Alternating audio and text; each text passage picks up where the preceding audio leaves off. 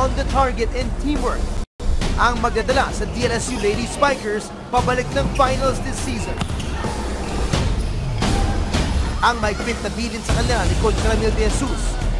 Focus lang, one game at a time, at teamwork to bring DLSU back on top of UAB Women's Volleyball. Masasabi ko, prepared yung team kasi medyo matagal kami nag-prepare para dito sa season na to. So, madami kami binago compared last year. Kasi mga skills siyempre, then sa the way na how to spike, mga ganun. Para sa kanila, para sa Robin Hood. Yun yung tingin sa kanila. Asintado talaga. Diba, si Robin Hood, anytime namin tumarki nag-game, tatamaan talaga yan. Cecilio puts it away. Para sa Lady Spikers, natuto silang tumindig at sumulong last year when they lost their team captain and top scorer Aragalang due to injury. Isang matinding pagsubok ito for the defending champions, pero lumaban sila hanggang dulo. For a check ball.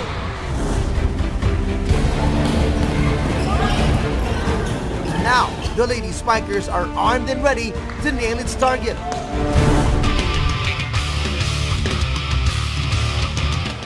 Gusto ko lang silang matulungan. Yung team ko talaga yung gusto ko matulungan ngayon. Doon ako nakafocus ngayon. Parang wala akong ibang iniisip, kundi yung team. Paano ko ba tutulungan yung sarili ko, yung teammates ko para maging champion this season. Kasi for me, being a champion is yun na yun. Yung parang legacy na yun eh.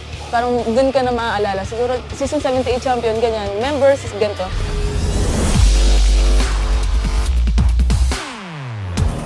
As a senior, kino-consider ko yung teamwork, yung greatness, yung teamwork siguro ng isang team na magtrabaho sila as a team, gumalaw sila as a team.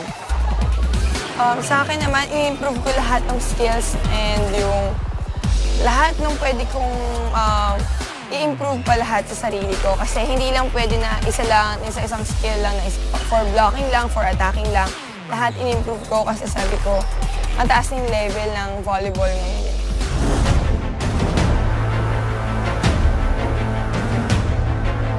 Like na magagawa ko yung best ko and yung magagawa namin ng team yung best namin. This year, syempre, bagong season. So, we're looking forward na ma-meet namin yung goal namin, ma-achieve namin, and mapagtulungan namin yung target namin.